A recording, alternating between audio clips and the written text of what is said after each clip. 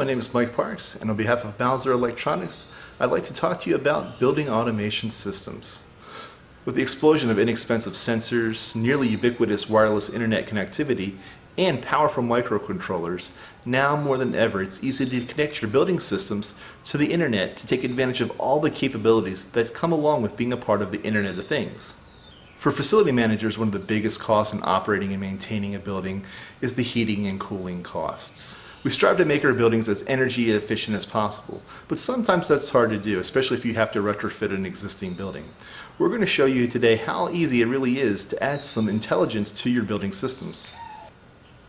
To show just how easy this is, we've mocked up a HVAC damper that you would see perhaps in a residential unit. And the idea here is when a room cools down to a certain temperature, you would close the damper.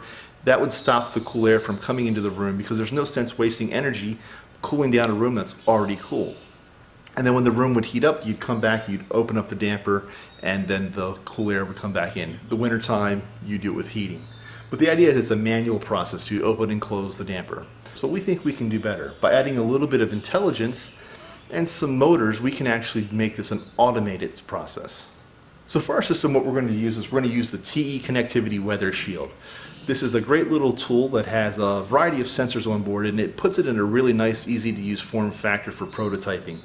So the idea is that this shield collects temperature, humidity, atmospheric pressure. It takes all the data, digitizes it, and sends it over the I2C bus to your microcontroller. Now we've added a Wi-Fi shield here also so that we can take all this data and send it up to the internet. In this case, we're going to use an Internet of Things backend called UbiDots to collect and store all that data so that other systems downstream can take it and use it for their purposes. So for the second part of our system, what we're going to do is we're going to have another internet connected microcontroller that's connected to a servo. And it's going to go out and it's going to read that data from the server, and it's going to make a decision based on the temperature it sees. So in this case, when the temperature drops down to a cool, say 74 degrees, it's going to go ahead and close this damper, so again, we're not wasting any energy. And then as time goes on, the room heats back up and it sees that the room reaches a higher temperature, say 78 degrees. It's going to go ahead and open that damper again, letting the cool air rush back into the room to help keep the room at a comfortable temperature. So combined, our sensors and our actuators will work together. They're going to take what was a historically manual process of opening and closing that damper, and we're going to automate it. That way, hopefully, we'll save a little bit on our energy bill. Alright, so let's take a look at the hardware that we're going to use. First up is the TE Connectivity Weather Shield. We're here on Mouser.com, and we have created a shopping cart of all the stuff that we're using, so it'll be real easy for you to just go ahead and with one click order all the parts that you need in the project that we're doing here. From here you can grab the data sheet, take a look at it. We also have links in the write-up that accompanies this video. We'll have everything you need to know about setting up the boards, doing the hardware, doing the software. So with that, let's move over to the 8266 based Wi-Fi shield that we're using. So we're using this to connect the TE Connectivity Weather Shield with an Arduino up to the internet, and again sending all that weather related telemetry up to it. Okay, so let's head over real quick to their GitHub pages. So this is for the TE Connectivity Weather Shield. Again, you can see here the various sensors it has on board. Again, there's 5 of them, and again, temperature, humidity, and pressure. The one thing to note is that you have to include all the libraries for all the individual sensors, as well as the Weather Shield overarching library to make this all work together. You can tweak and tailor if you have a specific need, but to get you started with the demo, make sure that you include, again, all 5 of the sub-libraries as well as the Weather Shield demo. And we're also I'm going to point out there's another issue we'll talk about between this shield and the Wi-Fi shield. There's a hardware incompatibility that we're able to get around now. And just real quick, the 8266 Wi-Fi shield, they also have a great GitHub repository with all the code and demo code to get you started. Alright, so what's the issue that we're having? So I want to go over here and take a shot of our board. So this is our stack. We have an Arduino on the bottom, the Wi-Fi shield in the middle, and the TE connectivity weather shield here on top. Now you're going to notice this jumper, and it's probably a little hard to see, but you're going to notice down here that the header pin for this pin, I believe that would be number 8, pin 9, we had to remove. So the issue is that both the weather shield and the Wi-Fi shield use the digital I/O pin number 9 for different purposes. So we had to kind of get around that. So our little quick little hack for that was we are going to allow the Wi-Fi shield to use pin 9 as originally intended. So for it, 8 and 9 is the software serial port. So the way it communicates from the Arduino to the SB8266 is through a software serial port, and it uses pin 8 and 9 for the transmit and receive. Unfortunately, the weather shield also uses pins 9, 10, and 11 to do a multiplex select. So what happens is those 5 different sensors, it has a mux to select the chip select for those various chips. So what we had to do is we're going to go into the library for the weather shield, and we're going to tell it, instead of using pins 9, 10, and 11, we're going to use pins 10, 11, and 12 from a software perspective to do the mux select.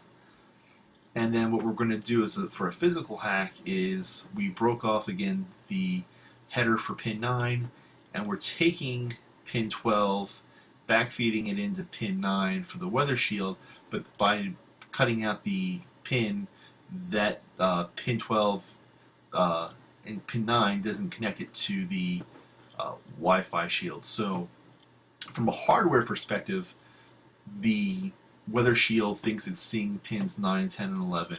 Software, it's actually pins 10, 11, 12, and now there's no longer an incompatibility between the weather shield and the Wi-Fi shield. So that's our little hack to make this work. Alright, so we talked about the sensor side of our project where we're collecting all the weather data and we're sending that up to the internet. Now we're going to look at the other side of our project, and that is the side that's going to take the weather data and make an informed decision on whether to open and close our damper. So for that, we're using the Adafruit Huzzah. It's a SB8266 Wi-Fi platform. One thing to note about it is that it is 3.3 volts is the operating voltage. It's not 5 volts, so be careful. With that, our servo, though, is 5 volts. So what we're going to actually do is, because we're powering this with a USB, we're actually going to tap off the USB voltage pin and provide the power to our servo using that pin, and then the 3.3 volt pulse width modulation pin is fine. It's not an issue, and that's what actually is going to move the servo to the open and close position. And real quick, before we dive into the software itself, we're going to take a look at the UbiDots user interface. So if you log on to ubidots.com, you could actually take a look at all your data and telemetry and all your devices. So they provide a really nice, clean web portal that you can actually go in and look at the data. For the devices that actually talk to it, we're actually using a RESTful API. So we're going to use post and get HTTP request to send our data and to receive our data for this project. So, but real quick, this was just a take a look at it. They do provide a really nice, clean interface, and the API again is really straightforward. And we're going to go ahead and take a look at that here next. All right, let's take a look at the code next. We're going to start off with the sensor side of our project. So we had to include again the weather shield, the software serial library, and the SB8266 Wi-Fi library. One thing to note here in our code, where there is blanks, so for your wireless network, the SSID and the WEP key or WPA key, make sure that you put those in, as well as your security information related to your UbiDots account. So you're going to put in your token, and when you create the variables that you're interested in tracking, each one gets assigned a unique ID. So just make sure that you go back in and you put in your personal information here. Once you've done that, everything else is pretty much the same. You can loop delay is if you want to change how often we're sending data up to the server. In this case, I'm going to send every 30 seconds. The code is pretty straightforward. We're going to start a software serial port for debugging purposes. Then we're going to initialize the SB8266 and connect to it. Again, these are libraries are pre-built based on including the Wi-Fi library up there, so you don't have to write your own code from scratch. It takes care of writing all the AT commands for you. Then we're going to go ahead and connect to the weather shield, the TE weather shield, and go ahead and start our main loop. So basically, we're going to, at the end, each loop, we're going to get a temperature, pressure, and humidity reading from our sensors. We are going to then craft a packet that we're going to send to, in our case, UbiDots. But again, this is a RESTful API, so it's kind of generic. We're using, again, post and get HTTP requests, so you can use this for pretty much any provider that offers a RESTful API. It's going to be kind of the same. Each provider will provide a really good, hopefully, provide a good reference for their API, and most do. So again, we're basically crafting a text message that's going to go out as an HTTP request, and basically we're telling it, hey, we're sending you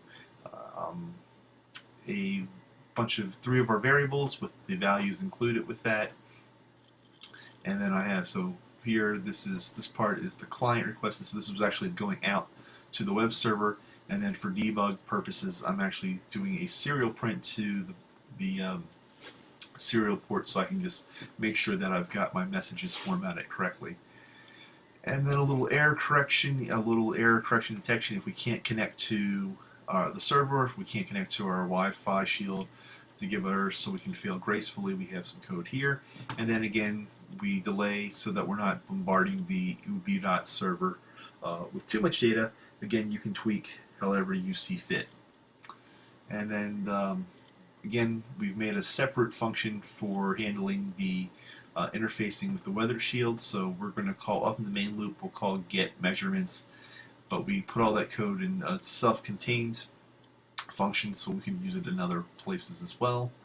And then again, the SB8266 stuff, that code is provided as part of the library. And that's it. That's in a real quick overview of what's going on the sensor side of the project, again, where we're using an Arduino, the TE connectivity weather shield, and the Wi-Fi shield. Alright, switching over to the Huzzah. This is the part of the project that is going to be powered again by the Adafruit Huzzah 8266 based microcontroller, and it's connected to a servo that's actually going to do the actuating of opening and closing our damper. So one thing I do want to point out is I'm using Visual Studio Code to do my software development in. You can grab this for free off of Microsoft's website. It's a little bit more powerful than the standard Arduino IDE, which you can also use to program both of these boards in. The nice thing is it does things like code completion, and there's some ways to do debugging that aren't offered in the standard IDE. You're going to have to your wireless network's SSID, the security code, and your UbiDots token. You're going to and the device label name. You're going to have to fill those in for your particular account, so make sure that you set those up accordingly. Again, loop delay here. We're going to read. We're interested in reading the UbiDots server a little bit more frequently, so we're reading every 5 seconds versus where before we were posting every 30. And again, we're using a RESTful API, and this time we're doing a GET request. And again, all we do is basically we're setting up our Wi-Fi. We're creating an instance of a servo, and we're attaching our pin to it. You could change that to any pin that has pulse width modulation capability. And then our main loop is again here pretty straightforward. Every cycle through, we're going to connect to UbiDots. We're going to do a request for the temperature data, give it some time to process that and come back to us.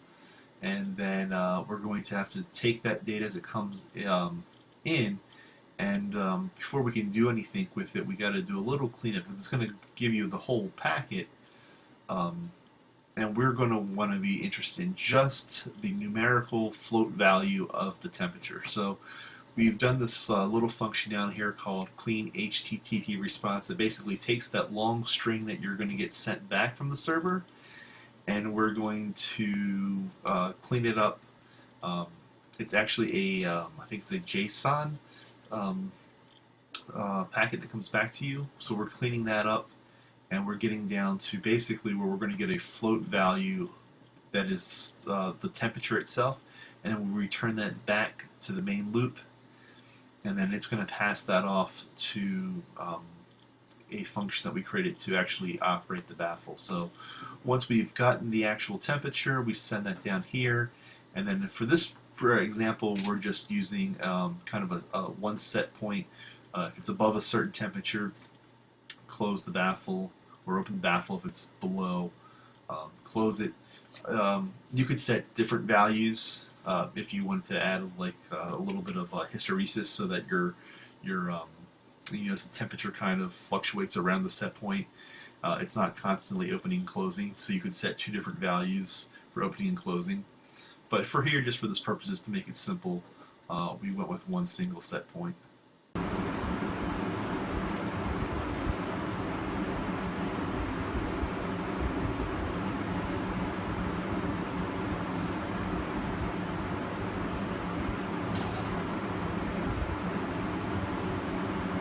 Alright, so that's going to do it for this project. We hope you enjoyed it. If you've got any questions or comments or ideas to improve it, we'd love to hear from you. But for now, on behalf of Mauser Electronics, I'm Mike Parks, and thanks for watching.